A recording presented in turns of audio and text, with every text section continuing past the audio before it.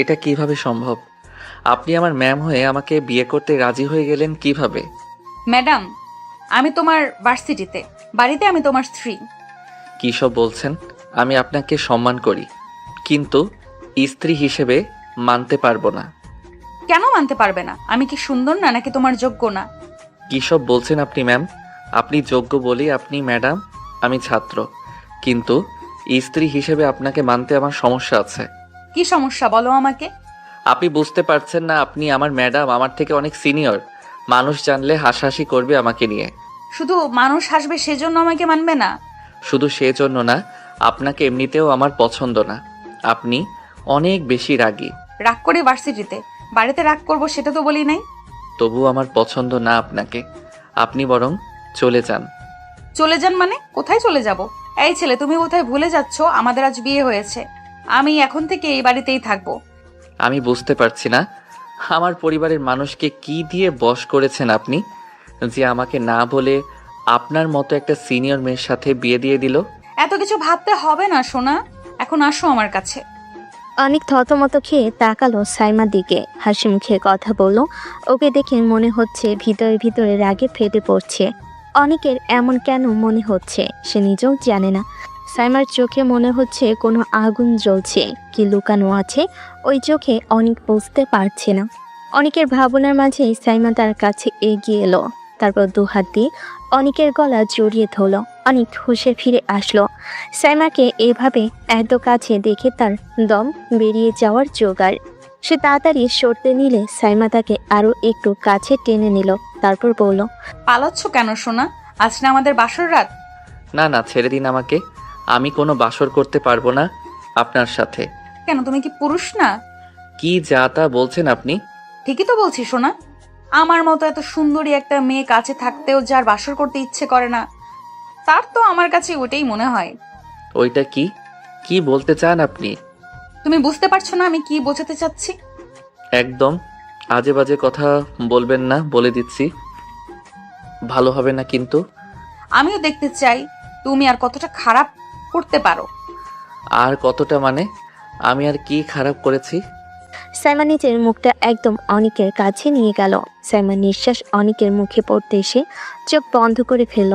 সাইমা অনিকের ঠোঁটে আঙ্গুল নিয়ে স্লাইড করতে করতে বলল, বাসর রাতে যে ছেলে বউয়ের কাছে আসে না, তাকে কি পুরুষ বলা যায় অনেক? অনিক সাইমাকে ধাক্কা দিয়ে সরিয়ে দিল। রাগে তার গা কাঁপছে। এমনিতেই তাকে বাড়ি থেকে না জানে এমন সিনিয়র মেয়ের সাথে বিয়ে দিয়েছে, তার উপর এই মেয়েটাকে কাছে পাবার জন্য ওটালা হয়ে গেছে। এখন তো অনেকের এই মেয়ের চরিত্র নিয়ে সন্দেহ হচ্ছে, না হলে বিয়ের রাতে কেউ এতটা পাগল হয়। এদিকে সাইমাকে ধাক্কা দেওয়াতে তার রাগ বেড়ে গেল। সে অনেকের কাছে এসে রেগে বলল, ধাক্কা দিলে কেন তুমি আমাকে? এত সাহস কোত্থেকে পেলে তুমি? একদম বেশ করেছি। আপনি একটা গায়ে পড়া মেয়ে মানুষ, লজ্জা করে জুনিয়র একটা ছেলে যে কিনা আপনার ছাত্র, তার কাছে এমন কাছে আসার আবদার করতে। কেন লজ্জা করবে? তুমি কি পরপুরুষ? আমি কি বাইরের ছেলের কাছে গিয়ে বলেছি আমাকে আদর করো, ভালোবাসো? যেই মেয়ে বাসর রাতে একটা ছেলের কাছে এমনভাবে ঘেঁষতে পারে, সেই মেয়ে বাইরের মানুষের কাছে যায় না, তার গ্যারান্টি কি? এখন তো আমার আপনার চরিত্র নিয়ে সন্দেহ হচ্ছে। অনিক, ঠাস করে একটা থাপ্পড় মেরে দিল সাইমা অনিককে। রেগে ফেটে পড়ছে সে। এত বড় সাহস এই ছিলেন, তার চরিত্র নিয়ে কথা বলে বিয়ে হয়েছে তাই কাছে আসতে চাইছে, এটা কি তেমন বড় অপরাধ নাকি? সাইমা রেগে হিতাহিত জ্ঞান হারিয়ে ফেলল। সে এগিয়ে এসে অনিকের ঠোঁট কামড়ে ধরল। অনেক হতভম্ব।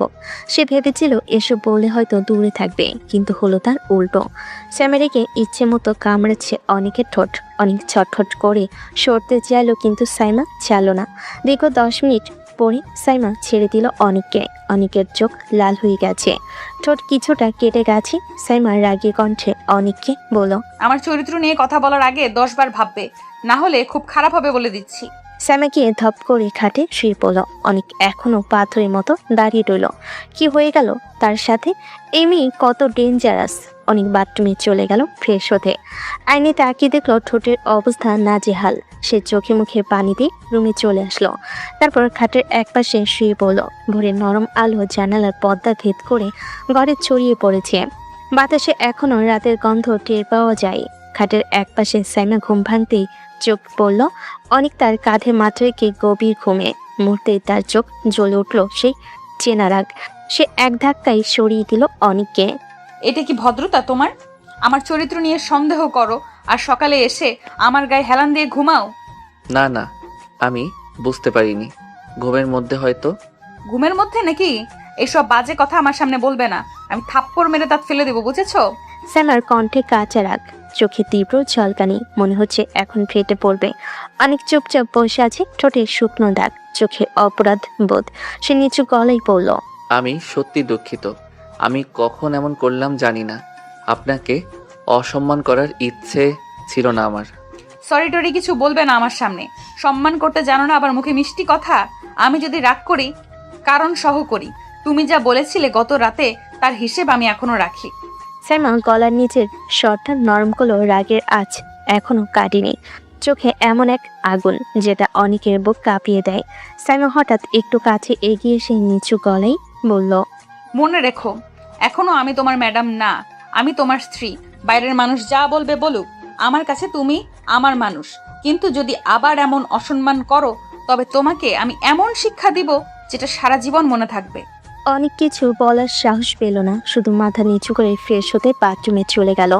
আয়নার সামনে দাঁড়িয়ে নিজের ঠোঁটের কাটা দাগে হাত বুলিয়ে নিল। মুখ ধুয়ে ফিরে এসে দেখে সাইমা জানালার পাশে দাঁড়িয়ে আছে। হালকা বাতাসে চুল উড়ছে। মুখ ধুয়ে নাস্তা খেয়ে এসো। আর মনে রেখো, বাড়িতে আমি তোমার স্ত্রী। ম্যাম ডাক শুনলে আবার রাগ হবে। ঠিক আছে সাইমা। সাইমার মুখে রাগী ভঙ্গি থাকলেও ঠোঁটের কোণে হালকা হাসি খেলে গেল। সে মুখ ফিরিয়ে নিল, কিন্তু বুকের ভেতরে একটা অদ্ভুত টান অনুভব করলো, যেন এই রাগের নিচে কোথাও জমে আছে এক অজানা মায়া, যা সে নিজেও অস্বীকার করতে পারছে না। সকালের হালকা রোদে নাস্তার টেবিলটা ঝলমল করে উঠছে। টেবিলে সাজানো পরোটা, ডিম ভাজি, চা আর হাসি ঠাট্টার গন্ধে পুরো ঘরটা গরম হয়ে আছে। অনেক একটু কোণ ধরে চুপচাপ বসে আছে, মাথা নিচু। সামনে বসে সাইমা একদম নির্লজ্জ ভঙ্গিতে খাচ্ছে, যেন কিছুই ঘটেনি গত রাতে। ভাবি হেসে বলল, অনেক, তুই কি রে, নতুন বউকে খাইয়ে দিচ্ছিস না কেন? জানিস না নতুন বউকে আদর করে খাওয়াতে হয়? অনেক হক চুকিয়ে গেল, মুখ লাল হয়ে উঠল মুহূর্তে। সে একবার সাইমার দিকে তাকালো, তারপর আবার নিচের দিকে। সাইমার ঠোঁটে তখন এক টুকরো বাঁকা হাসি, চোখে মজার ঝিলিক। হ্যাঁ অনিক, ভাবির কথা তো ঠিক। আদর করে খাওয়াবে না আমাকে? আমি তো মানে ঠিক আছে। সবাই হাসতে লাগলো। অনেক চুপচাপ এক টুকরো পরোটা ভেঙে সাইমার দিকে বাড়িয়ে দিল, হাতটা সামান্য কাঁপছে। সাইমা অনেকের আঙ্গুলের কাছ থেকে টুকরোটা মুখে নিতে নিতে হঠাৎ খুব অল্প করে কামড়ে দিল অনেকের আঙ্গুলে। অনেক হঠাৎ ঝাঁকি খেলো, বুকের ভেতরটা কেঁপে উঠল, মুখে আতঙ্ক আর লজ্জার মিশ্র ভাব। সে চেয়ে দেখলো সাইমা চুপচাপ বসে আছে, ঠোঁটে সেই বাঁকা হাসি, যেন কিছুই হয়নি। উফ, কেমন লজ্জা পাচ্ছে দেখি। না কিছু না ভাবি। টেবিলে হাসাহাসি শুরু হয়ে গেল। কেউ অফিসের কথা বলছে, কেউ বাচ্চাদের স্কুলের গল্প, কিন্তু অনেকের কানে কিছুই ঢুকছে না। আঙ্গুলে এখনো সেই হালকা কামড়ে ব্যথা, বুকের মধ্যে কেমন অদ্ভুত একটা কাঁপুনি। সাইমা চায়ের কাপ তুলে চুমুক দিতে দিতে পাশের দিকে তাকালো। চোখে খেলা করছে দুষ্ট রাগ, ঠোঁটে বাঁকা একটুখানি হাসি, যে হাসিতে অভিমানও আছে, জেদ আছে, আর একরাশ অঘোষিত মায়াও। নাস্তার টেবিল থেকে উঠে অনেক চুপচাপ নিজের ঘরে চলে গেল। শরীরটা কাঁপছে অদ্ভুতভাবে, জানে না রাগে নাকি ভয় আর লজ্জায়। কিন্তু সাইমা সেই হালকা কামড় যেন তার হাতের মাংসের ভিতর দিয়ে হৃদয় পর্যন্ত পৌঁছে গেছে। সে বসে আছে বিছানার কিনারায়, মাথা নিচু করে। হঠাৎ দরজার শব্দ টক করে বন্ধ হয়ে গেল। সাইমা ঢুকছে। আপনি দরজা বন্ধ করলেন কেন? গরম লাগছে, তাই দরজা বন্ধ করলাম। অনেক অবাক হয়ে তাকাই। সাইমা শান্তভাবে চুল খোলা, মুখে হালকা হাসি। হঠাৎ সে আলতো করে আঁচলটা নামিয়ে রাখে পাশে। আপনি কি করছেন? বললাম না গরম লাগছে, তাই হালকা হচ্ছি। তুমি এত অবাক হচ্ছ কেন? আমি তোমার স্ত্রী, মনে আছে তো? তাই বলে আমার সামনে এমন ভাবে? আমি তোমার বউ। আমার কিছু লুকানোর কি আছে তোমার কাছ থেকে? ইচ্ছে হলে তাকাও, না হলে চোখ বন্ধ করে রাখো। অনেক তাড়াতাড়ি চোখ বন্ধ করলো অনেক, কিন্তু বুকের ভেতর ধক ধক শব্দ, গালে পাশ দিয়ে ঘাম গড়াচ্ছে। কিছুক্ষণ পরে নিজের অজান্তে হাতের ফাঁক দিয়ে এক চোরা দৃষ্টি গেল সাইমার দিকে। আলোটা আধো অন্ধকার, জানালার পথটা উঠছে হালকা বাতাসে। সাইমা চুল বাঁধছে, কপালের পাশে আলতো ভিজে কণা, চোখে এক অদ্ভুত শান্ত আগুন। অনেক নিঃশ্বাস আটকে তাকিয়ে রইল। অনেকের মুখে অচেনা এক বিস্ময়। মনে হচ্ছে যেন সে প্রথমবার বুঝলো রাগী ম্যাডাম নামের মানুষটার ভেতরে লুকিয়ে আছে এক দুর্বোধ্য আকর্ষণ, যা ভয়ও জাগায় আবার অজান্তেই টেনে নেয়। সাইমা ঘুরে তাকালো, অনেক তাড়াতাড়ি চোখ বন্ধ করে ফেললো। দেখা শেষ হয়েছে? না মানে না, আমি কিছু দেখি নাই। আহা, তুমি যাই বলো না কেন, তোমার চোখ সব বলে দিয়েছে অনেক। সাইমা হালকা হেসে পাশ দিয়ে চলে গেল। চুলের গন্ধ ছড়িয়ে দিল বাতাসে। অনেক স্থির হয়ে বসে রইল। শরীরটা এখনো কাঁপছে, তবে এবার সেটা ভয় নয়, কিছু একটা অন্যরকম অনুভূতি যা সে নিজেও নাম দিতে পারছে না। রাতটা ছিল শান্ত, কিন্তু অনেকের মন অদ্ভুত এক অস্থিরতায় ভরা। সাইমা ড্রেসিং টেবিলের সামনে দাঁড়িয়েছিল। নীলচে আলোয় তার চুলগুলো কাঁধে নেমে এসেছে, মুখের কোণে হালকা হাসি। অনেক তাকিয়ে আছে স্থির দৃষ্টিতে, মনে হচ্ছে চোখ সরানো অসম্ভব। সাইমা আয়নায় তাকিয়ে মৃদু স্বরে বলল, কি এমন দেখছো? না কিছু না। দেখতে ইচ্ছে হলে কাছে এসো, আমি তো নিষেধ করি নাই। অনেকের বুকের ভেতর হঠাৎ কাঁপুন ধরল। সে ধীরে ধীরে সাইমার দিকে এগিয়ে গেল। এক মুহূর্তে নীরবতায় শুধু দুজনে নিঃশ্বাস মিলেমিশে গেল বাতাসে। সাইমা আর কিছু বলল না, শুধু চোখে এক অজানা আলো। অনেক সেই চোখের ভেতর হারিয়ে গেল, যেন সারা দুনিয়া থেমে গেল ওদের দুজনের মাঝে। অনেক হঠাৎ কিছু ভেবে দূরে চলে আসলো, তারপর বিছানায় চোখ বন্ধ করে শুয়ে পড়ল। সকালের রোদটা জানালার পর্দা ভেদ করে ঘরে ঢুকে পড়েছে। অনেক তখনও আয়নার সামনে দাঁড়িয়ে চুল ঠিক করছে, চোখের নিচে হালকা কালি। দুদিনের টানা জার্নি, রাগি বই রাগ আর নতুন জীবনের ঝড়ের ফলাফল সবই মিশে আছে তার মুখে। স্যামে বিছানায় বসে কফি খাচ্ছে, চোখে আগের মতোই কড়া ভাব। বলল, আজ ভার্সিটিতে যাচ্ছো? হ্যাঁ, 2 দিন অনুপস্থিত ছিলাম, সবাই হয়তো খোঁজ নেবে। তাহলে বলে দিও তোমার ম্যাডাম এখন তোমার বউ। অনেক তাকিয়ে রইল কয়েক সেকেন্ড। ভার্সিটি গেট পেরিয়ে অনেক যখন ক্যাম্পাসে ঢুকলো, তখন বন্ধুদের এক ঝাঁক তার দিকে এগিয়ে এলো। এই অনিক, 2 দিন কোথায় ছিলি রে ভাই? টিচাররা পর্যন্ত তোকে খুঁজেছে। আমরা ভাবছি হয়তো তুই প্রেম করে পালাই গেছিস। প্রেম না ভাই, আমার জীবনে তো ঝড় বয়ে গেছে। ঝড় মানে কি বলছিস রে? আমার বিয়ে হয়েছে। কি, তোর বিয়ে 2 দিনে? কার সাথে রে পাগল? তোমরা যাকে সবচেয়ে ভয় পাও, যার ক্লাসে পিন ফেললে শব্দ হয়, সেই রাগী সাইমা ম্যাডাম।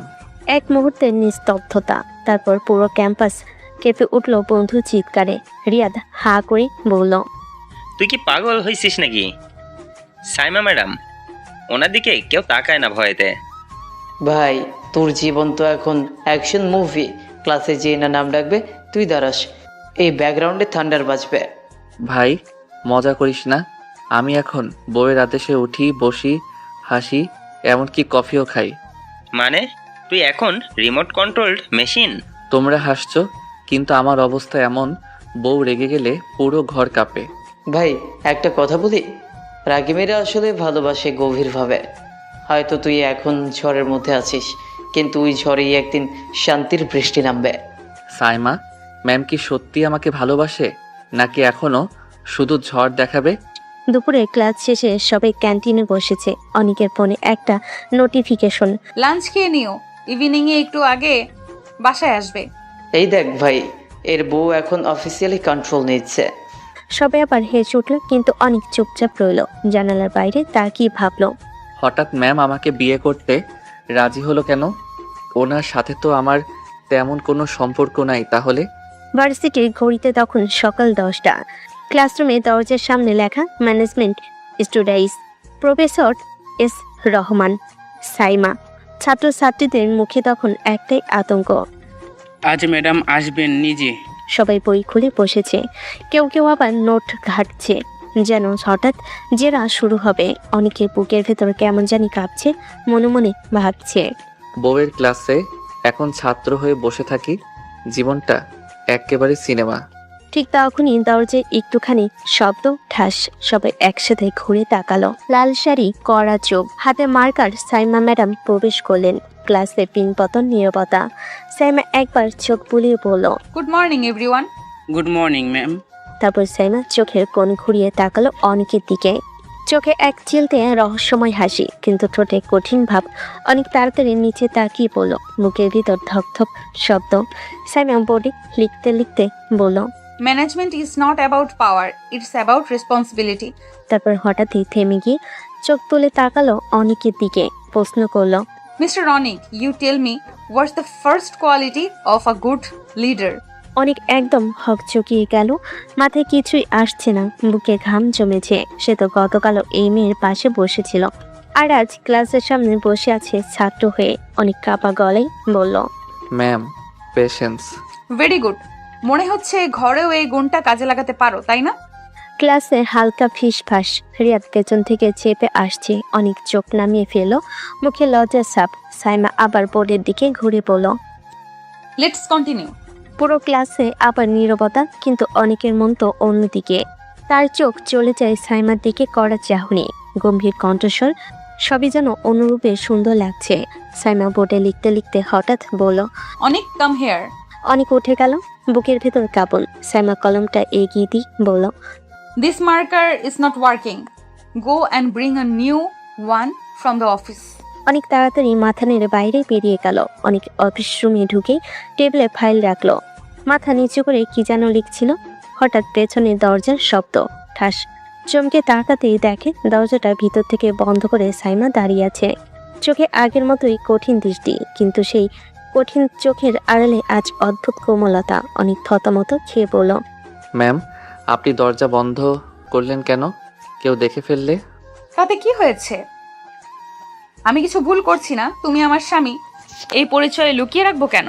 অনেক কেঁপে উঠল একটু। এমন দৃঢ় স্বর, এমন চোখের চাউনি, ও যেন ভয় আর বিস্ময় একসাথে জমে গেল। সাইমা এগিয়ে এসে তার সামনে দাঁড়ালো। দুজনের মাঝে এক চুল দূরত্ব, বাতাস যেন ভারী হয়ে উঠেছে। সাইমা নিচু গলায় বলল, অনিক, তুমি জানো এই রাগের পেছনে কতটা ভালোবাসা লুকিয়ে থাকে? অনেক তাকিয়েছে স্থির হয়ে, চোখে প্রশ্ন, মুখে নীরবতা। সাইমা হাত বাড়িয়ে অনেকে তাই ঠিক করে দিল। সবাই তোমাকে ছাত্র ভাবে, কিন্তু আমি জানি তুমি শুধু আমার। অনেকের বুকের ভেতর ধূপকানিটা বেড়ে গেল, তার গলার স্বর কেঁপে উঠল। ম্যাম, মানে সাইমা, কেউ যদি দরজায় আসে? তাহলে বলবো আমি আমার মানুষকে কিছু বোঝাচ্ছিলাম, এতে কারো কিছু বলার নেই। দুজনে চোখ একসাথে মিলল। চোখে সেই চোখের মাঝে এক অদ্ভুত নীরবতা, যেখানে শব্দের সৃষ্টি হয় না। এক মুহূর্তে দৃষ্টি আর হাজার অজানা অনুভূতি মিশে গেল সেখানে। অনেক চোখ ফিরিয়ে নিতে চাইল, কিন্তু পারল না। সাইমা ফিস ফিস করে বলল, রাগী হতে পারি, কিন্তু তোমার কাছে আমি শুধু সাইমা। বাতাস ভারী হয়ে উঠল। অনেকের বুকের ভিতর কাঁপন ধরেছে। দুজনের মাঝে দূরত্বটা যেন হঠাৎ মিলিয়ে গেল। সেই নীরব মুহূর্তে যা ঘটল তা বোঝানোর মতো শব্দ খুঁজে পাওয়া যায় না।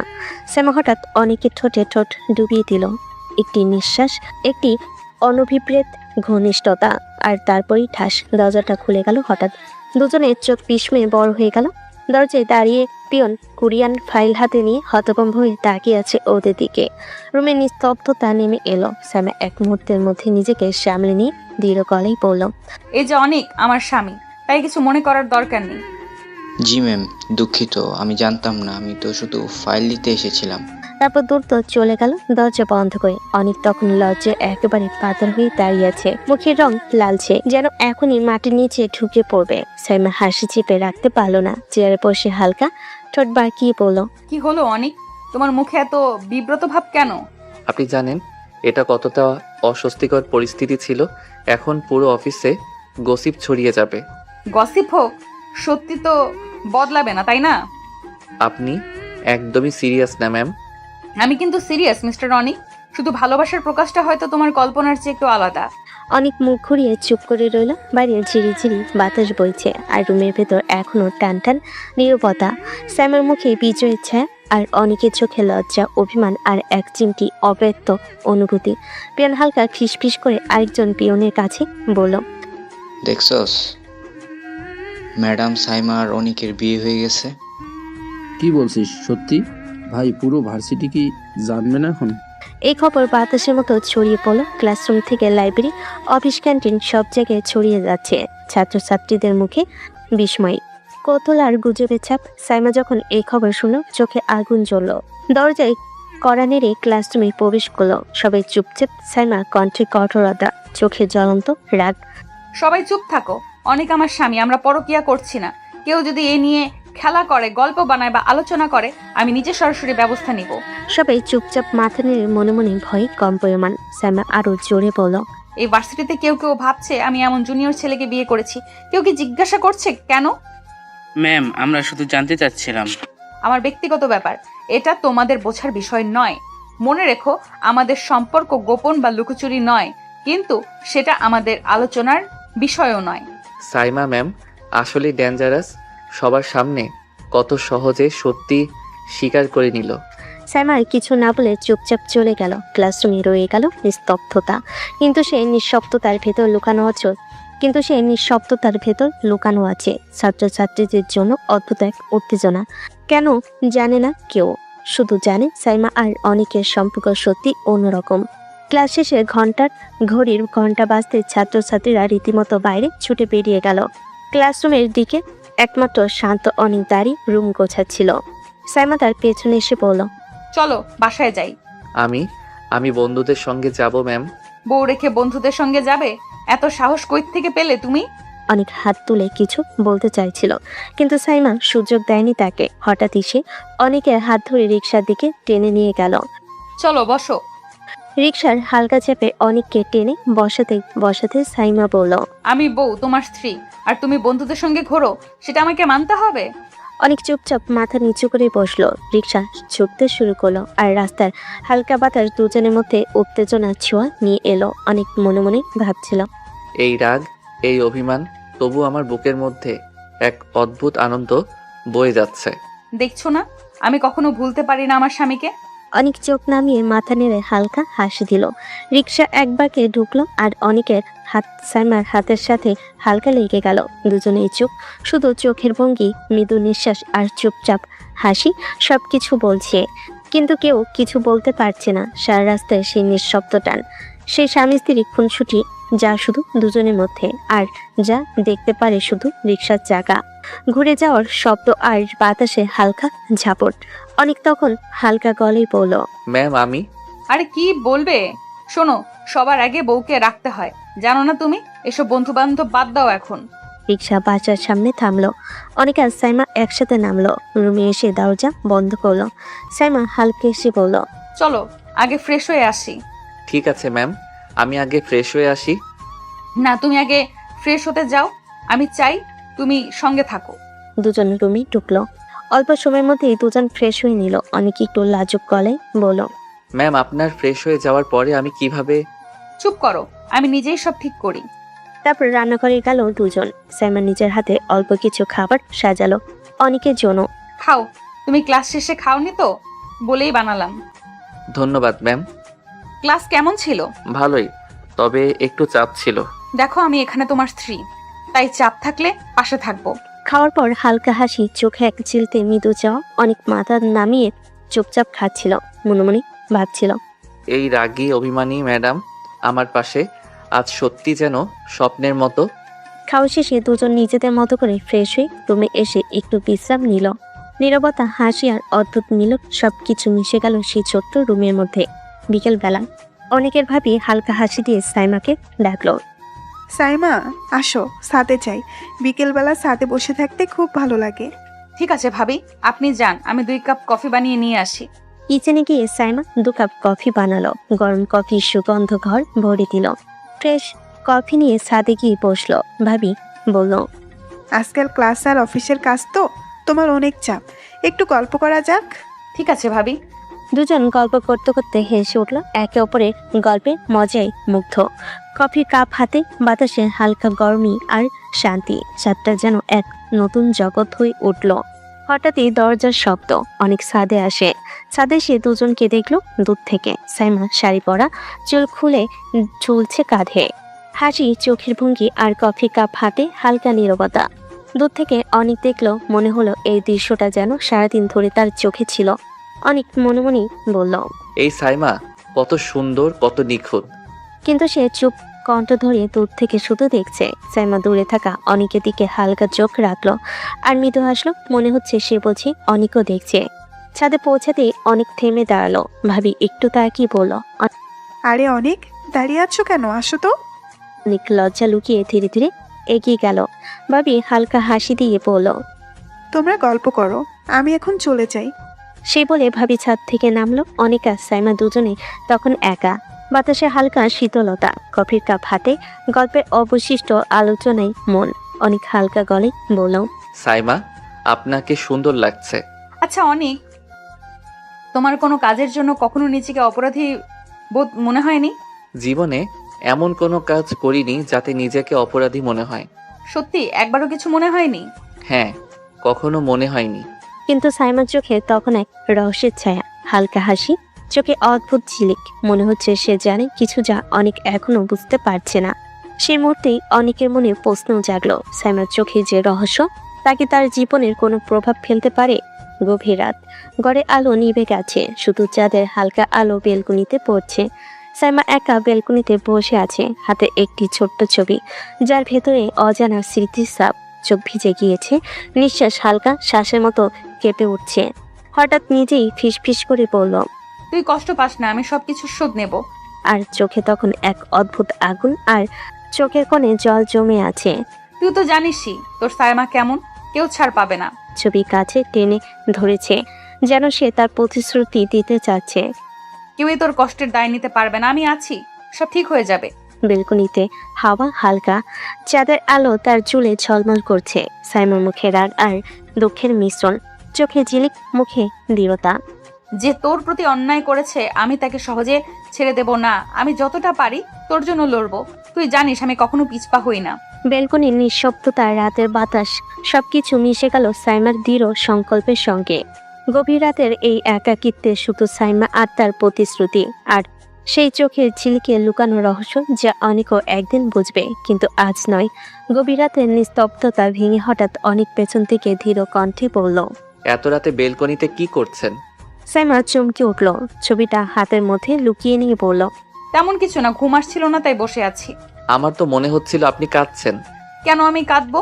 কোন দুঃখে? আমার কি কষ্ট আছে নাকি? সেটা আপনি ভালোই জানেন। আপনার চোখ আর মুখ দেখে মনে হচ্ছে আপনি এতক্ষণ কাঁদছিলেন। সাইমার চোখে হঠাৎ অদ্ভুত ঝিলিক, মুখে হালকা হাসি। সে ধীরে ধীরে অনেকের দিকে এগিয়ে গেল। হঠাৎ করে তার হাত অনেকের গলা জড়িয়ে ধরল। আমার কাছ থেকে তাকিয়ে দেখো, আমি কাঁদছিলাম নাকি? চোখে চোখ রেখে ফিসফিস করে বলল সাইমা। অনেক হাঁ করে তাকিয়ে রইল। সাইমার চোখে সেই রহস্যময় আগুন, সেই আবেগ। মনে মনে হলো সে হারিয়ে গেছে, কোনো শব্দ বের হতে পারল না, শুধু চোখে চোখ রেখে অনুভব করলো। অনেক চুপচাপ, হাতটা অচেনাভাবে হালকা কাঁপছে, আর মনে মনে ভাবছে। এই সাইমা শুধু রাগী নয়, তার চোখের প্রতিটি ঝিলিক, প্রতিটি আবেশ আমার জীবনটা বদলে দিতে পারে। সাইমা তখন অনেকের হাত ছেড়ে একটু পেছনে সরে দাঁড়ালো, হালকা হাসি, চোখের রহস্য আর মুখে অভিমান। তুমি এত রাতে জেগে আছো কেন? আমি ঘুমিয়েছিলাম, হঠাৎ ঘুম ভেঙে গেল। কেন, আমাকে আদর করার জন্য? না মানে সে সব কিছু না। তুমি পুরুষ নাকি, এতে আমার ভারী সন্দেহ আছে। বিয়ের এতগুলো দিন কেটে গেল অথচ তুমি আমার কাছে আসলে না। না মানে আমি বিয়েটা এখনো মানতে পারছি না। আপনি আমার ম্যাম, আপনার প্রতি ওই ধরনের ফিলিংস আসছে না। তাহলে তুমি কি চাও আমি তোমার ফিলিংস তৈরি করি? না মানে আমি সেরকম কিছু বলতে চাইনি। সাইমা হঠাৎ করে অনেকের খুব কাছে চলে আসলো, তারপর অনেকের ঠোঁটের দিকে তাকিয়ে রইল।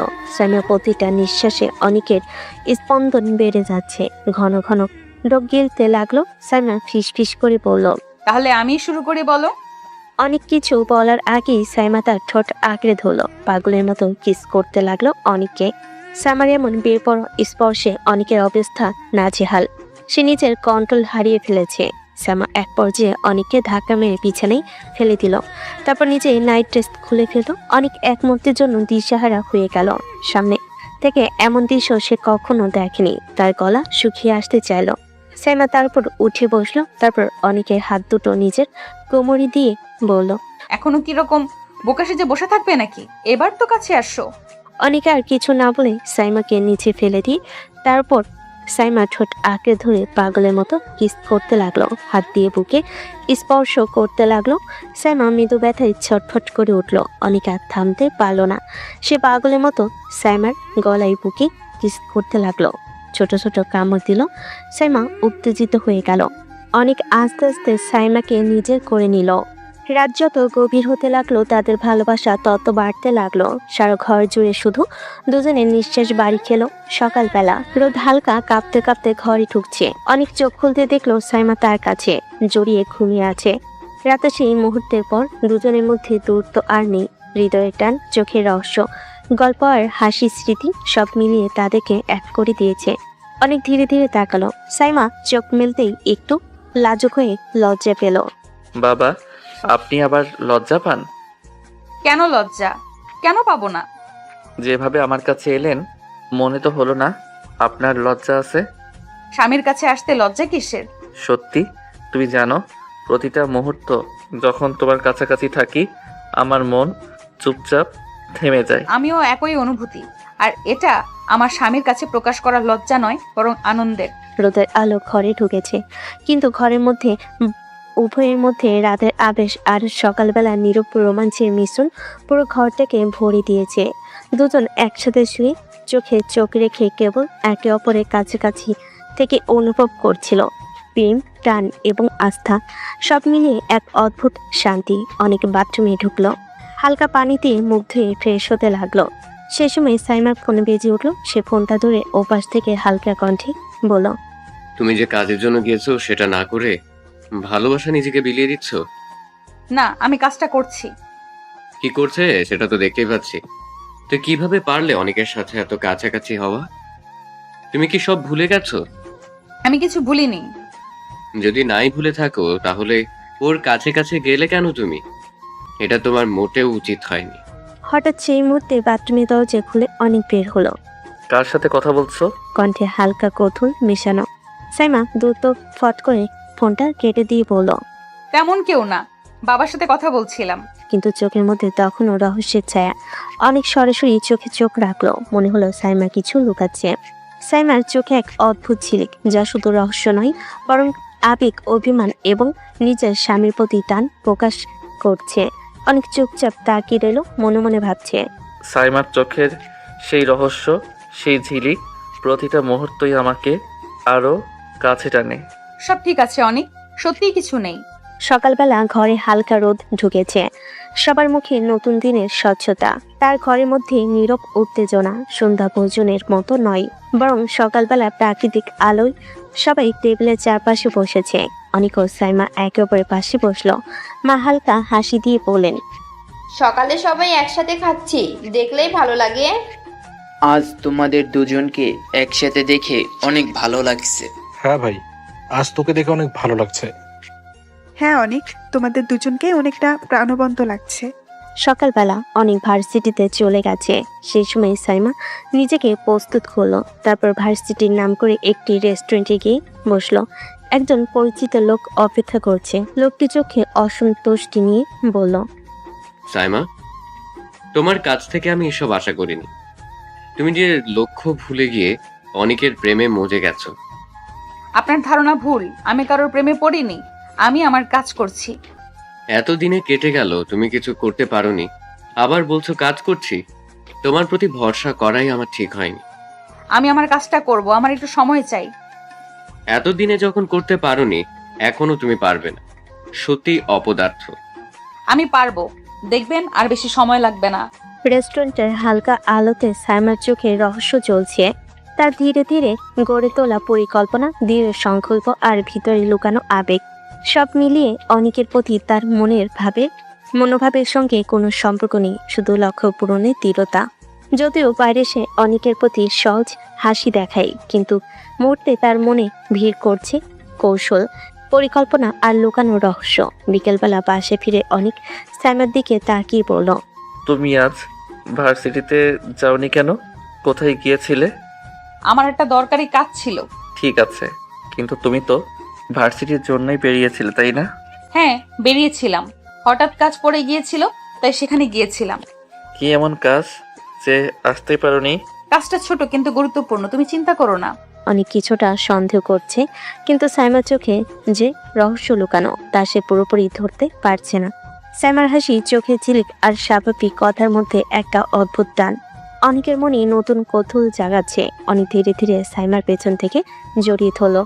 আসো যান, একটু আদর করি। এসব ভালো লাগছে না এখন অনেক। কেন? আগে তো তুমি ভালোবাসতে চাইতে, এখন এমন করছো কেন? এমনিতেই। অনেক আর অপেক্ষা করতে পারলো না, ধীরে ধীরে সে সাইমার দিকে ঝুঁকলো। হঠাৎ তার ঠোঁটের সাথে নিজের ঠোঁট মিলিয়ে দিল। বেশ কিছুক্ষণ কিস করার পর সাইমা বলল, তুমি শুনছো না? আমি বারণ করছি। অনেক আবার সাইমার ঠোঁট আঁকড়ে ধরে কিস করলো। সাইমা চোখ বন্ধ করে ঠোঁটের আবেশ অনুভব করলো। হঠাৎ নিজের ভেতরে উত্তেজনা বুঝতে পেরে হালকা ঠোঁট কামড়ে দিয়ে বলল, অনেক সাবধানে। অনেক শুধু হেসে আরো কাছে কাছে চলে এলো। ঘরটা এক মুহূর্তে ভরে গেল রোমান্টিক টান আর আবেশে। দুজনেই বুঝতে পারছে আজকে রাত তাদের সম্পর্ককে আরো কাছে নিয়ে এসেছে। অনেক ধীরে ধীরে সাইমাকে আরো কাছাকাছি টেনে নিল। সাইমা, তুমি জানো না আমি তোমায় কত আদর করতে চাই? অনেক বেশি আদর করা ঠিক না। আমি শুধু তোমায় কাছাকাছি রাখতে চাই, আমার জান। সে সাইমার গালে কপালে হালকা চুম্বন দিতে লাগলো। এত সুন্দর মুখ, এত কোমল চোখ, তোমায় দেখলে সব কষ্ট ভুলে যাই। অনেক চোখে চোখ রাখলো।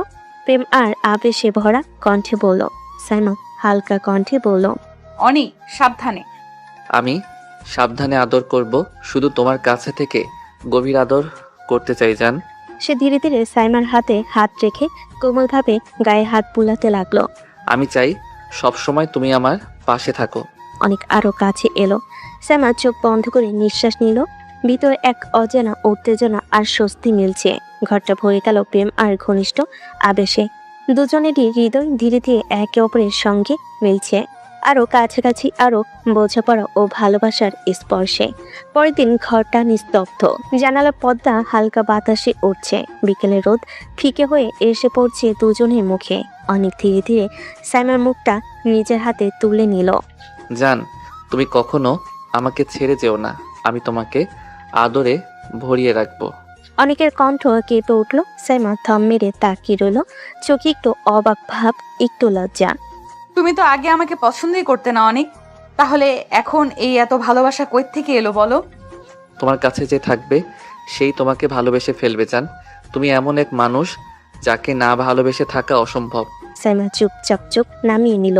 ঠোঁটে কোণে হালকা হাসি। অনেক তার চিবুক তুলে বলল, চুপ করে থেকো না সাইমা, কিছু বলো, না হলে মনে হবে তুমি দূরে চলে যাচ্ছ। আমি কোথাও যাচ্ছি না অনেক, শুধু ভয় হয় যদি একদিন তোমার এই ভালোবাসা হারিয়ে যায়। যেদিন তোমায় ভালোবাসা ভুলে যাব সেদিন আমি বাঁচব না সাইমা। দুজনেই একে অপরের দিকে তাকিয়ে রইল। সময় থেমে আছে যেন।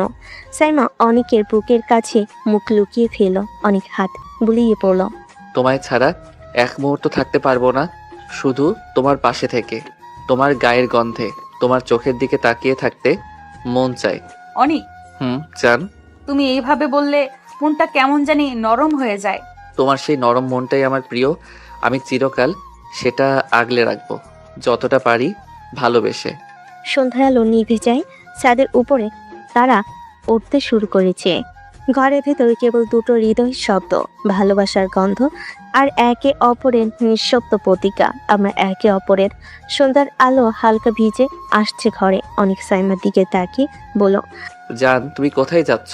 অনেক, আমার একটু কাজ আছে, আমি বাইরে যাচ্ছি। তাহলে চলো আমি তোমাকে দিয়ে আসি। না, দরকার নেই, আমি একাই যেতে পারবো। ঠিক আছে, তবে সাবধানে যাবে। চিন্তা করো না, সব ঠিকঠাক হবে। সাইমা চোখে কিছুটা রহস্য ঝলমল করছে। বাইরে যাওয়ার আড়ালে তার মন ভেতরের পরিকল্পনা নিয়ে ব্যস্ত। অনেক কিছু বুঝতে পারছে না, শুধু নিজের ভেতরের উত্তেজনা ও সন্দেহ নিয়ে থেমে আছে। সাইমা ধীরে ধীরে বেরিয়ে গেল।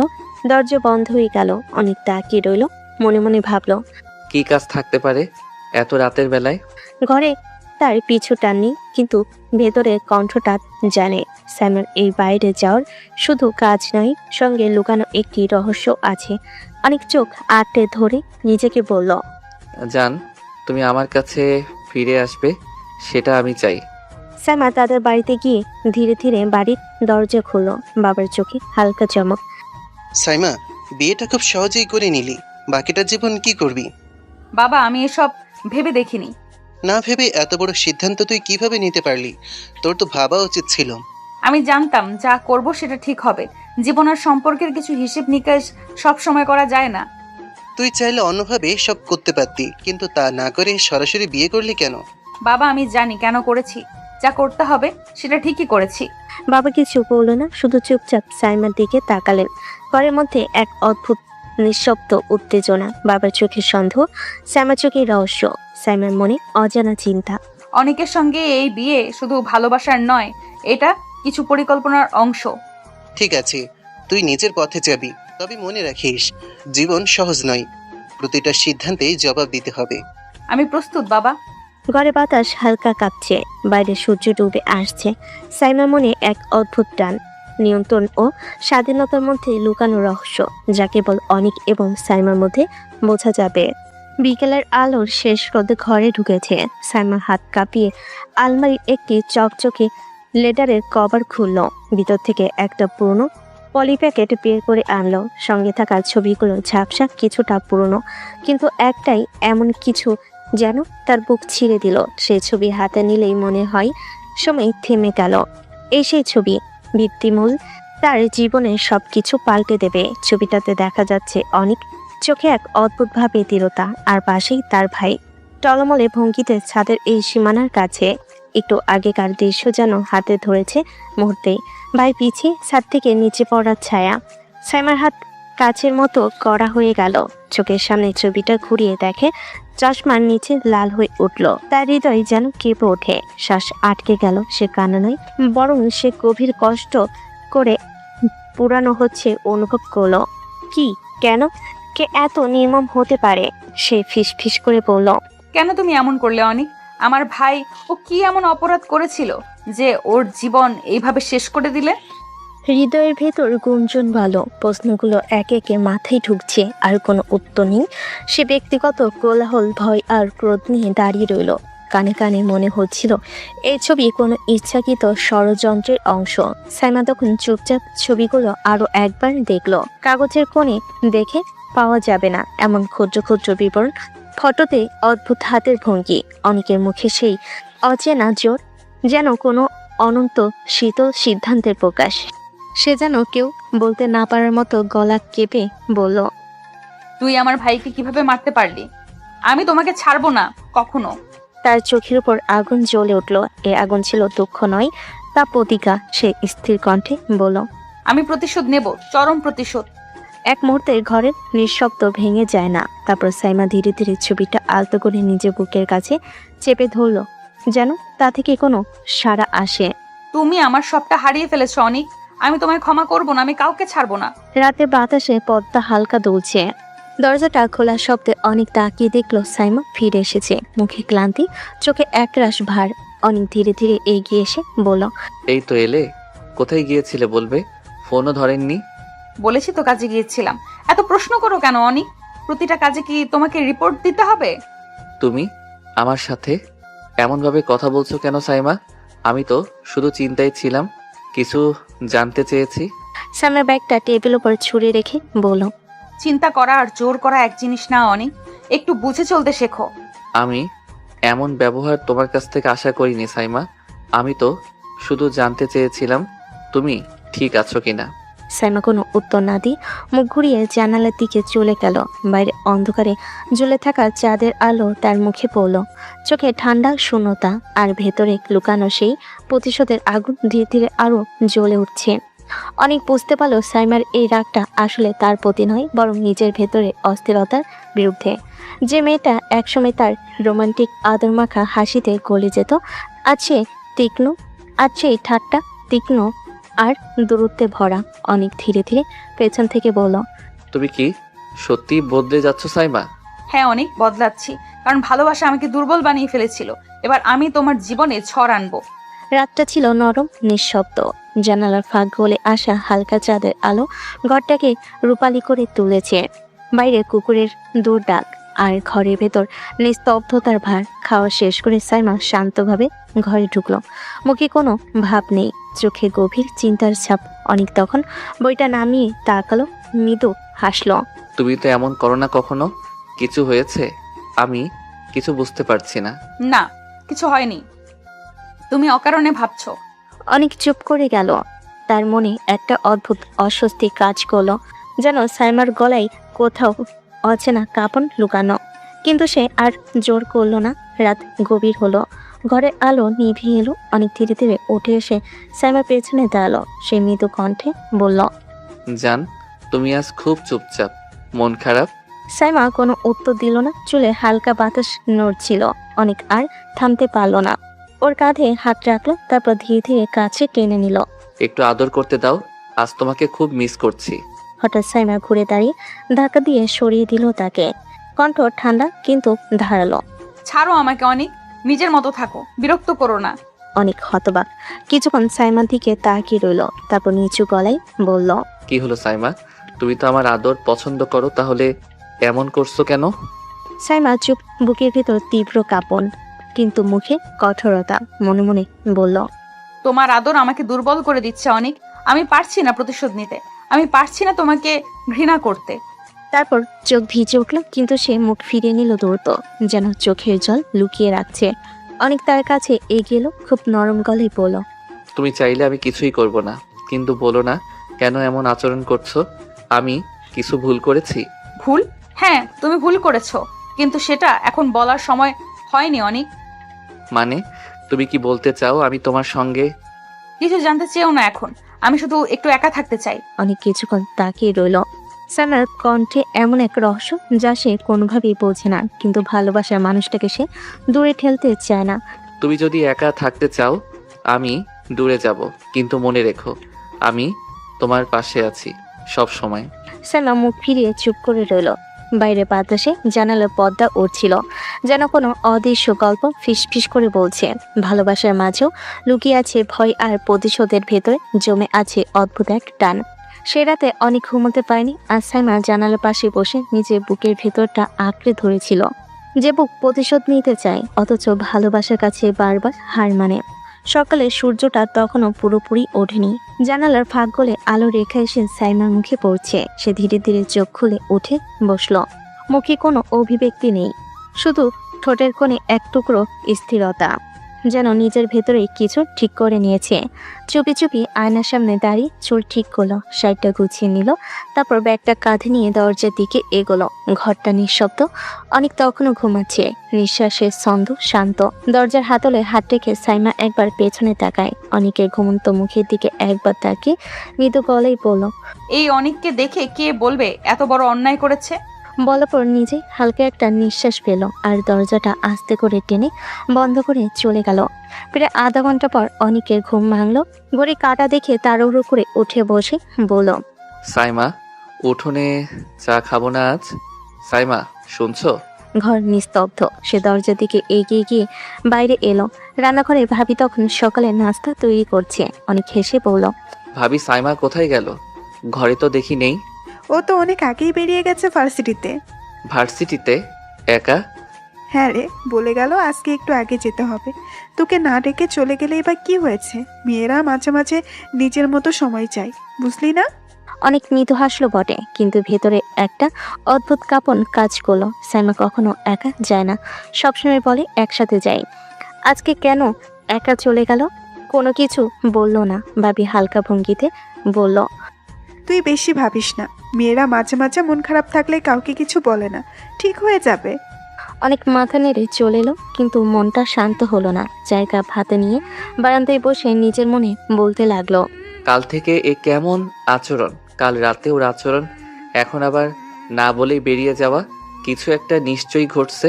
তার চোখ অন্যমনস্ক হয়ে পড়ল। হয়তো ওর হাসির আড়ালে কিছু লুকানো আছে, হয়তো ওর চোখের নীরবতার ভেতর কোনো গল্প। ওদিকে সাইমা তখন ভার্সিটির গেট পেরিয়ে হাঁটছে। চোখে রোদের ঝলকানি, কিন্তু মনের ভেতর ঝড় বয়ে যাচ্ছে। নিজের মনেই বলল, এই অভিনয় কতদিন চলবে সাইমা? অনেকের সামনে নিজেকে এমন রাখছো যেন কিছুই জানো না, অথচ তোমার প্রতিটা নিঃশ্বাসে জ্বলছে আগুন। তারপর ভাইব্রেট করলো। স্ক্রিনে ভেসে উঠল সেই অচেনা নাম। আননোন ফোনটা কানে নিয়ে বলল, হ্যাঁ বলুন। তুমি ঠিক কাজ করছো না তো সাইমা, তোমার প্রতি আস্থা দিন দিন ভেঙে যাচ্ছে। আমি সুযোগের অপেক্ষায় আছি। সুযোগ? নাকি ভালোবাসায় দুর্বল হয়ে যাচ্ছ? অনেকের কাছ থেকে দূরে থাকা কি এত কঠিন? না, আমি দুর্বল হচ্ছি না, আমি শুধু সময় নিচ্ছি। তুমি যে সময় নিচ্ছ সেই সময় তোমাকে হারিয়ে দিচ্ছে সাইমা। সাইমার চোখে এক ফোঁটা জল এসে থেমে গেল, কিন্তু কণ্ঠ দৃঢ় করে বলল, আমি কাউকে ভুলিনি। অনেক যা করেছে তার শাস্তি সে পাবে, তবে এখন নয়। এখন ওর ভালোবাসাই আমার অস্ত্র। ঈশান ফোনটা কেটে দিল। দূরে ভার্সিটির ছায়ে ঢুকে গেল তার ছোট্ট শরীরটা, কিন্তু পেছন থেকে গেল এক গভীর রহস্য, এক অদৃশ্য খেলা, যেখানে ভালোবাসা আর প্রতিশোধ একই সুতোয় দুই প্রান্তে বাঁধা। আর অনেক সে জানি না তার জীবনের সবচেয়ে প্রিয় মানুষটাই এখন তার জীবনের সবচেয়ে বড় ছায়া হয়ে উঠেছে। সন্ধ্যার আকাশ মিলান হয়েছে, শহরের বাতাসে হঠাৎ এক অচেনা ঘাম এলোমেলো গন্ধ মিশে আছে। রেস্টুরেন্টের এক কোণে টেবিলটা ছিল খানিক আধার। বহু মানুষের কোলাহল ভেদ করে দুজন নিঃশব্দেই কথা বলছে। সাইমা বসে আছে, চোখে কাঁচা মাখা স্থিরতা, কিন্তু ভেতরে কাঁপন বেড়ে চওড়া হয়ে উঠেছে। লোকটার চেহারায় আত্মবিশ্বাস, কণ্ঠে ঠাট্টা, অল্প হেসে বলল, কিন্তু এখন সময় এসেছে সিদ্ধান্ত নেবার। আমি যা করব নিজেই করব। কেন এই অপেক্ষা? কেন বারবার আমাকে টেনে আনছো? লোকটা টেবিলের পাশে থাকা একটা ছোট মোটা বহুরঙা লেপে থাকা জিনিস ধীরে তুলে সাইমার দিকে এগিয়ে দিল, কিছুটা ঢেকে থাকা কোনো শান্ত বস্তুর মতো। কণ্ঠ জরাজীর্ণ হয়ে বলল, এটা তোমার হাতিয়ার। তোমার হাতে থাকলে অনেক কিছু সহজ হয়ে যাবে। এইভাবে এই জিনিস দিয়ে কি বোঝাতে চাইছেন? সাইমার বুক হঠাৎ কাঁপল, ভেতরে একটা অস্বস্তিকর ঘাত। তাকে ঘিরে চারপাশটা ঝাপসা হয়ে এলো। ছাদে টাঙ্গানো আলো, প্লেটের শব্দ, মানুষের কথা, সবকিছুর মধ্যেই যেন সেই জিনিসের উপস্থিতি গলায় কাটা হয়ে ঢুকে পড়ল। সাইমা ভয় আর অস্বস্তিতে কণ্ঠ নিচু করল, কিন্তু লোকটা নির্লজ্জভাবে ঠোঁট বাঁকিয়ে বলল, তুমি যা চাইবে সেটা করবে। তুমি এক্ষুনি দৃঢ় হলে তোমার পথ পরিষ্কার হবে। সাইমার চোখে ঝলসনো আলো, মনে হলো ভাইয়ের মুখ, পড়ে থাকা কাঁথা, হাসপাতালের সাদা কৃত্রিম বাতাস, সমস্ত স্মৃতি এক মুহূর্তে তাকে ঘিরে ধরে ফেলল। হাতটা যেন নিজে থেকে সেই উদ্দেশ্যমুখী জিনিসের দিকে টানলো, কিন্তু সঙ্গে সঙ্গে মনে আরেক অংশ চিৎকার করলো না। তার ঠোঁট কেঁপে উঠল। সে বলল, আমি কিভাবে? কেন তুমি এমন কথা বলছো? এটা কি আমার পথ? এটা কি সে রায় যা আমি চেয়েছিলাম? লোকটার ধীরে পাল্টে ছায়ার হাসি, তার চোখে ছিল কোনো ধরনের ঠান্ডা হিসাব। যদি তুমি চাও পৃথিবী বদলে যাবে, আর যদি না চাও তবে তুমি আবার শুধু ক্ষত পাবে। সাইমার মন ভেঙে পড়ল না, বরং ভেতরে এক নতুন দৃঢ়তা উঠল। রাগ আর দুঃখের পরে এক অদ্ভুত শীতল সিদ্ধান্ত। সে জিম করে নিঃশ্বাস নিল, জবাব দিল কণ্ঠে কড়া স্বর, তোমার এই পথ আমার পথ হবে না। আমার ভাইয়ের জন্য আমার প্রতিশোধ হতে পারে, কিন্তু আমি সেটা করব না যে নিজে মানুষ হয়ে যাবে। আমি ভুলে যাই না, মিটিয়ে দেই, কিন্তু মানুষের হাতেই না, আইনের হাতেই। আমি চাই সত্যিটা সামনে আসুক, মানুষগুলো বিচার পাক। লোকটা একটু চমকিত তাকালো, তার চেহারায় ক্ষুব্ধ আক্ষেপ। তারপর আড়াল করে একটা হালকা তালি কেটে বলল, তুমি মহানমারী নও সাইমা, সময় তোমাকে দেখাবে। তুমি এতই নরম হলে শেষেই হারাবে। সাইমা ওঠার চেষ্টা করলো, হাত ধীরে নিজের ওই জিনিসটি টেবিলের মধ্যে রেখে দিল। চোখে এক অদ্ভুত স্থিরতা, মুখে বিদ্রুপ নয় বরং অব্যক্ত শপথ। সে বলল, তুমি চাইলে সেই জিনিসটা রাখো, আমার কাজে তা লাগবে না। আমি অন্যভাবে দেখাবো কিভাবে লড়াই করতে হয়। আইন প্রমাণ অচল করা পরিকল্পনা আমি শিখে নেব, পরিকল্পনা করব, লোকগুলোকে খুঁজে বের করব, তোমার ডাক ডাক সব দেখবে। লোকটার চেহারায় লুকোচুরি ভাবে একটা অসন্তোষের ঢেউ উঠল। সে বলল, তুমি যদি পাল্টা খেলো তুমি নিজেই ঝুঁকিতে পড়বে। ঝুঁকি তো আছে, মনে রেখো আমি কিছুই হারাতে চাই না, তাই খেতাবটা নিজেই বোঝাবো। সে উঠে রেস্টুরেন্টের বাইরে এগিয়ে এলো। রাস্তার দাঁড়িয়ে নীরবতায় সে ফোনটা বার করলো। নামগুচ্ছের মাঝে এক পরিচিত, যার কাছে বিশ্বাস আছে, একজন সাংবাদিক, একজন আইনজীবী। সে জানে যাতে কাজটি পরোয়ানা ছাড়া গোপন রাতটাকে কাটিয়ে সাইমার ভেতরে একটা চুপচাপ প্রস্তুতি জেগে উঠল। তার পথ বদলে আসছে। সে ঘৃণাকে অস্ত্র বানাতে চায় না, বরং আইনের কাঠামোতে সত্যটাকে আনবে, মানুষগুলোকে উত্তরে দাঁড় করাবে। তবে সেদিকে পরোক্ষভাবে বলা যায় তার চোখের ভিতরে আর আগের নরমতা নেই। সেখানে এক শীতল পাথরের মতো সিদ্ধান্ত বেঁচে আছে। সন্ধ্যার হালকা অন্ধকার ঘরে কোণে জমে এসেছে। দরজাটা হঠাৎ করে বন্ধ হতেই অনেক সোজা সাইমার দিকে তাকিয়ে বলল, কোথায় গিয়েছিলে তুমি এতক্ষণ? সাইমা কাঁধে ব্যাগ ঝুলিয়ে অচল দৃষ্টিতে সামনের একটা জায়গায় তাকিয়ে বলল, আমি কাউকে তোমাকে রিপোর্ট দেব না অনেক, তোমাকে বলতে বাধ্য নই। বাধ্য না কেন? তুমি তো আমার সাথেই বাস করো, আমার স্ত্রী। তোমার এমন আচরণ আমি মেনে নেব না। সাইমা চুপ করেছিল, তার গলা কম্পমান, চোখে অদ্ভুত ঠান্ডা, কিন্তু সে আমলের ভেতরে থাকা কথা বলল। আমি আমার কাজগুলো নিজেই সামলাই, তোমার কাছে সবকিছু খতিয়ে বলার প্রয়োজন নেই। আমি স্বাধীন অনেক, তুমি সেটা বোঝো না কেন? অনেক ধীরে ধীরে তার দিকে এগিয়ে এলো, হাতটা বারে বারে কোটর ফেলে পৌঁছালো। হঠাৎ করে সাইমার হাত ধরে টেনে নিল, কণ্ঠটা কিছুটা কড়া, কিন্তু ভেতরে ভয় আর যন্ত্রণা মিলে। না, তুই আমাকে এভাবে কথা বলতে পারবি না। অবশ্যই বলবি, কারণ আমি তোর স্বামী, আমি তোর পাশে আছি। টুকটাক কিছু হলে আমি জানবো, আমার অধিকার আছে। সাইমা মুহূর্তেই অচঞ্চল নয়, তার চোখে ঝলক উঠল। সে অনেকের হাত ছাড়ানোর চেষ্টা করলো, কিন্তু অবচেতন কষ্টে না, বরং বিষণ্ণ দৃঢ়তাই বলল, আমার স্বাধীনতা তোমার অধিকার নয়, তুমি আমার স্বামী। হ্যাঁ, তবে আমার পুরো জীবন তোমার খেতাব নয়। আমি তোমাকে ভালোবাসি, কিন্তু তোমার অধীনে বদলে যাওয়া আমার স্বভাব নয়। অনেক একটু থেমে গেল, অস্থিরতার ছাপ মুখে। সে বলে উঠল, কণ্ঠে ভাঙ্গা সন্দেহ, তুমি কি আমাকে বিশ্বাস করো নাকি? তুমি কি আমাকে জানাতে চাও না কেন তুমি বাইরে গেলে? আমি কেবল তোমার নিরাপত্তা চাই। তুমি আমার নিরাপত্তা চাইবে, ঠিক আছে, কিন্তু সেটা জিজ্ঞেস করে হওয়া উচিত, জোর করে করা নয়। আমি তোমার কাছে হিসেব দেব যদি আমি চাই, না হলে তুমি আমাকে বাধ্য করতে পারো না। আমি আমার সিদ্ধান্তটি নিজে নিয়েছি, আর ওটা তোমার অধিকারে নেই বদলাতে। ঘরে নিঃশব্দ নেমে এলো। অনেকের হাতে সাইমার হাত ধরে আছে, ওদের দুজনে চোখে চোখ, একজনের রাগ, আরেকজনের অদ্ভুত অটলতা। বাইরের বাতাসে পাতাগুলো হালকা কষে নড়ছে। ঘরের ভেতরে দুজনের মধ্যে এমন এক সম্পর্কের ঝাঁকি, যেখানে ভালোবাসা আর কৃতিত্বের সীমানা টানাপোড়েন করে। রাত তখন নীরবতায় ঢেকে গেছে, বাইরে হালকা বৃষ্টি পড়ছে টুপটাপ। ঘরের ভেতরে ঝড় উঠেছে। দুজন মানুষের নীরব চোখে অনিক আর সাইমা। অনেক দরজায় হেলান দিয়ে দাঁড়িয়ে আছে, চোখে আগুনের মতো তেজ। সাইমা ড্রেসিং টেবিলের সামনে বসে চুল আঁচড়াচ্ছে, মুখে একটাও কথা নেই। এখন থেকে আমার অনুমতি ছাড়া তুমি বাইরে যাবে না। তোমার মতো খুনির অনুমতি আমি কেন নেব বলো তো? অনেক হতভম্ব হয়ে সাইমার দিকে তাকিয়ে থাকে, যেন কেউ বুকের মধ্যে ছুরি মেরেছে। কি বললে তুমি? আমি খুনি? সাইমা ধীরে ধীরে চেয়ারের দিক থেকে উঠে দাঁড়িয়ে, চোখের দৃষ্টিতে তীব্র ঘৃণা। হ্যাঁ, ঠিকই শুনেছ, তুমি আমার ভাইকে খুন করেছো অনেক, নিজের হাতে ওকে ছাদ থেকে ফেলে দিয়েছো। আমি নিজের চোখে না দেখলেও প্রমাণ আছে আমার কাছে। তুমি কি বলছো এসব সাইমা? তোমার ভাই আমার ভাইয়ের মতো ছিল, আমার বড় ভাইয়ের মতো। আমি কখনো ওকে আঘাত করতে পারি না। এসব বলেছে? প্রমাণ আছে আমার কাছে, তোমার সেই ছবি যেখানে তুমি আমার ভাইকে ধাক্কা দিচ্ছ ছাদ থেকে। আমি সেই রাতে প্রতিটি চিৎকার মনে রেখেছি, প্রতিদিন আমার কানে বাজে ওর আপু বাঁচাও ডাকটা। সাইমা, তুমি কি মনে করো আমি এসব করেছি? আমি তো তোমাকে ভালোবাসি। না, তুমি ভালোবেসেছো না, আমি ভালোবেসেছি। আমি তোমাকে বিয়ে করেছি প্রতিশোধ নিতে। আমার চোখে ভালোবাসা ভেবে যা দেখছো, আসলে সেটা ছিল আমার পরিকল্পনার অংশ। ঈশান অনিকের মুখ নিস্তব্ধ হয়ে যায়, চোখে যেন পৃথিবীর সব ব্যথা এসে জমে। প্রতিশোধ নিতে মানে তোমার সব ভালোবাসা, সব যত্ন, সব অভিনয় ছিল? হ্যাঁ, অভিনয় ছিল সব।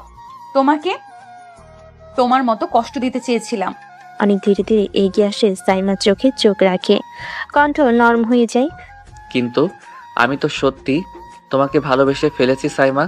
যদি জানতাম তোমার মনে এমন আগুন জ্বলছে, তাহলে হয়তো নিজের জীবনই শেষ করে দিতাম। সাইমা চুপ করে যায়, তার বুকের ভেতর কেমন একটা কাঁপুনি শুরু হয়, চোখের কোণ ভিজে ওঠে, কিন্তু সে মুখ ঘুরিয়ে নেয়, যেন দুর্বল হয়ে পড়তে না যায়। কেন এমন কথা বলে তুমি আমাকে দুর্বল করে দাও অনিক? আমি তো তোমার শত্রু, কিন্তু কেন মনে হয় তুমি আমারই একজন?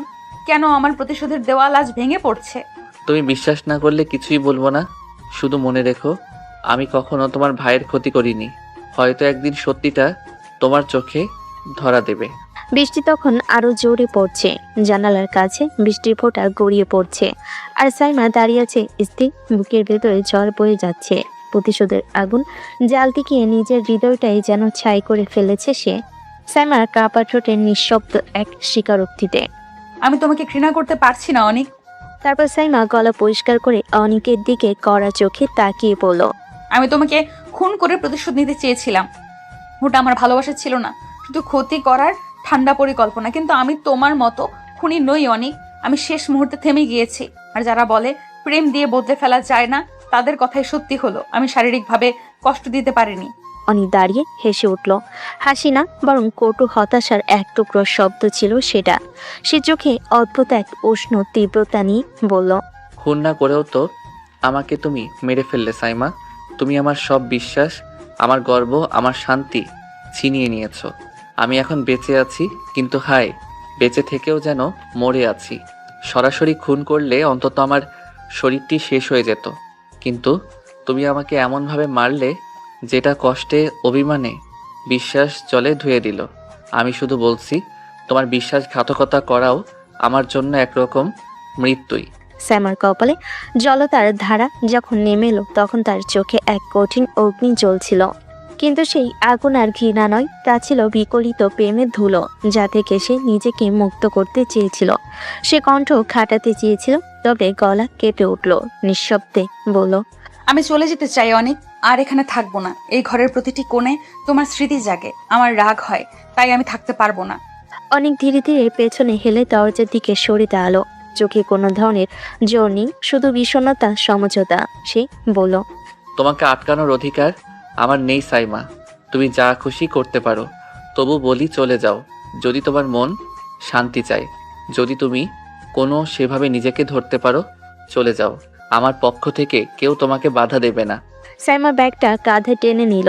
সে দরজার দিকে ঘুরে দাঁড়ালো, একটু থমকে আরো কিছু বলতে চাইলো, কিন্তু গলা শুষ্ক, চোখে কেবল একটা অদ্ভুত ক্লান্তি। সে মৃদু করে বলল, আমি জানতাম না প্রতিশোধটা আমাকে এভাবে খেয়ে ফেলবে। আমি ভেবেছিলাম বদলাবে, রক্ত মুছবে। তবে এখন আমি বুঝি এই দহটা আমার নিজেরও ক্ষত করে দিল। অনেক মাথা নামিয়ে নীরব চোখে তাকালো কিছুক্ষণ, কিছুই না বলে। তারপর ধীরে বলল, তুমি যদি কোথাও শান্তি পাও তবে খুঁজে নাও।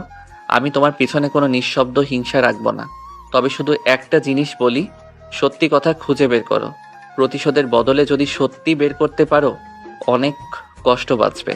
ঘরটা নিঃশব্দ, বাতাসে ভাসছে কেবল একটা গন্ধ, বিদায়ের।